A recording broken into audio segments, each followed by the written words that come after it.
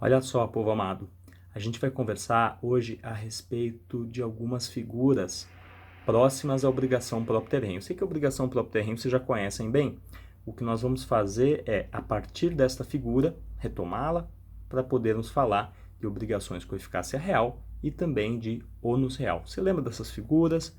Falamos muito rapidamente no final do encontro passado, então eu queria justamente reforçar para a gente poder ficar tranquilo nesse tema. Bacana? Então, vem comigo aí, vamos juntos estudar esses temas.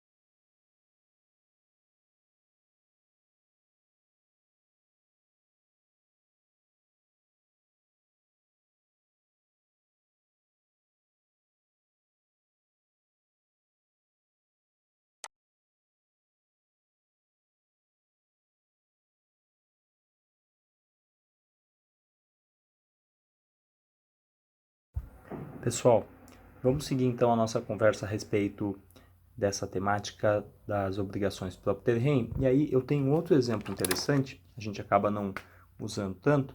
Vou pegar aqui a nossa canetinha, pegar o nossa lousa mágica aqui, que a gente anota tudo, e aí vou tentar reproduzir para vocês mais uma situação de obrigação próprio terreno, né? A situação importante diz respeito às obrigações ambientais, ou seja, a proteção da natureza. Minhas gaivotinhas aí. Bacana?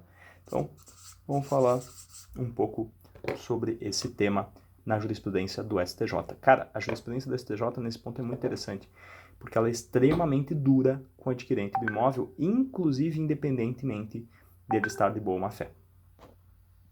Pessoal, bora retomar a discussão? Olha só, o STJ determina a responsabilidade ambiental como sendo, e acompanhe comigo, como eu falei para vocês, um conjunto amplo de expressões que se somam em relação à responsabilidade do adquirente do imóvel. Então, o STJ fala em risco integral, lembra lá da responsabilidade civil? independente de culpa, exclui as excludentes, fala em responsabilidade objetiva, solidária e ainda propter rem.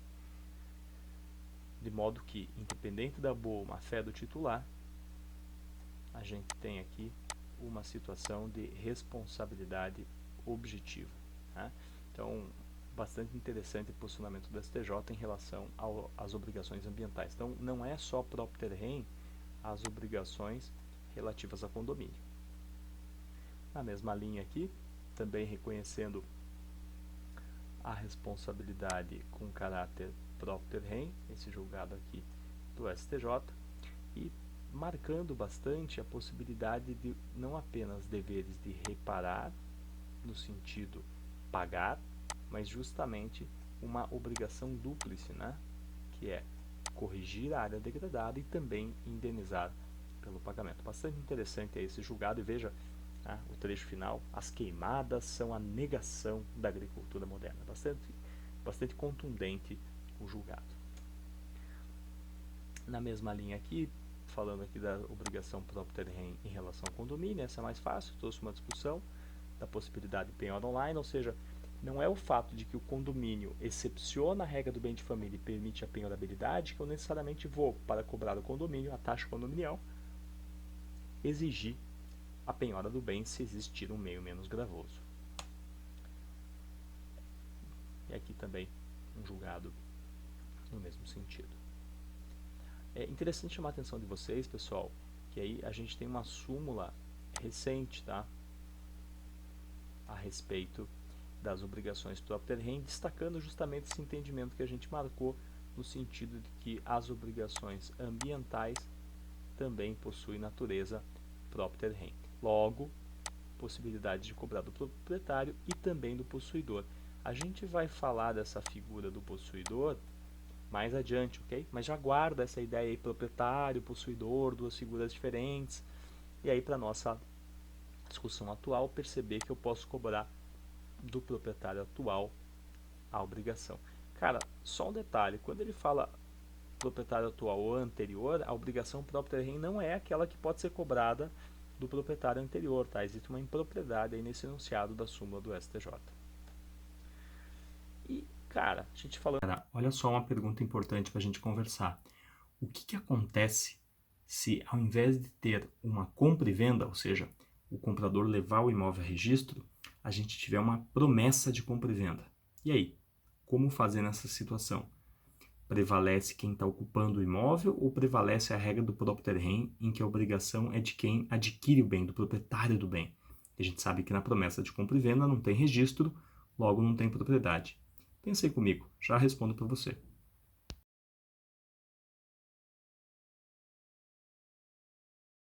Pessoal, vamos olhar então o entendimento do STJ nesse tema?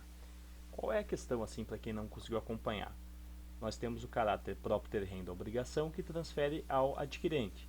Acontece que na promessa de compra e venda não houve transferência do bem, não mudou o proprietário. E aí? Olha só, o STJ então verifica a seguinte questão, tá? O entendimento mais recente do STJ é bastante interessante porque afasta a compreensão de que o propter rem decorre necessariamente do registro. Olha só, não é o registro de compra e venda a ser apreciado. Então, se não é o registro, o que está sendo levado em conta? Está sendo levado em conta, pessoal, uma figura muito interessante, que é a figura da posse. A gente vai conversar com mais calma, mas ela diz respeito, sobretudo, a uma relação de fato com o bem. Uma relação de fato com uma série de efeitos jurídicos importantes, mas é uma relação de fato. Havendo compromisso de compra e venda não levado a registro, a princípio você pode cobrar do vendedor, promitente-vendedor, ou do comprador, promitente-comprador.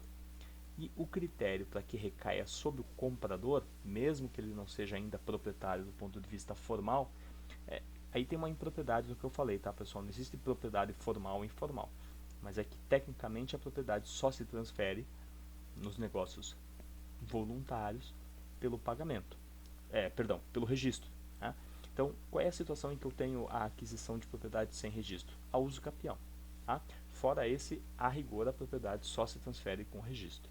Mas o STJ tem aplicado efeitos interessantes, porque ele permite que o comprador que ingressou no imóvel, desde que o condomínio tenha ciência, passe a assumir, passe a responder por despesas condominiais, inclusive aquelas relativas ao período do promissário comprador, ou seja, o período anterior à posse por parte do promitente comprador.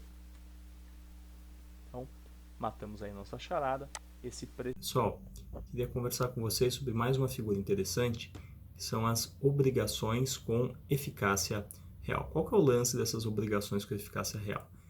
São obrigações, ou seja, nisso lembra as obrigações próprio terreno, aquela estrutura credor-devedor, só que elas têm eficácia real, ou seja, ela tem efeitos típicos que teriam os direitos reais. Vocês lembram disso, desses efeitos que a gente conversou no encontro passado?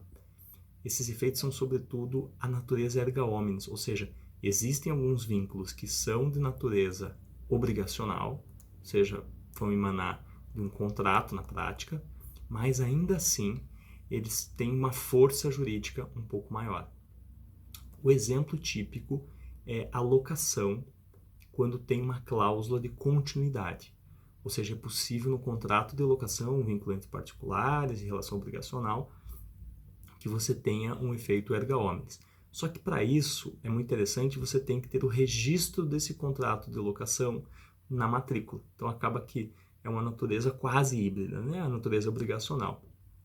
O que é esse efeito perante terceiros na prática?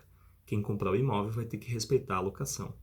Outro efeito interessante, também que tem essa natureza de obrigação com eficácia real, outra situação interessante, é o direito do promitente comprador, né? Que também tem essa eficácia. Bacana, pessoal? Então, vejo aí uma figura em que tem caráter obrigacional, mas efeitos um pouco mais sofisticados. E para a gente fechar essa discussão de figuras próximas à obrigação próprio terreno, eu queria rapidinho falar com vocês sobre o ônus real. Acompanha lá.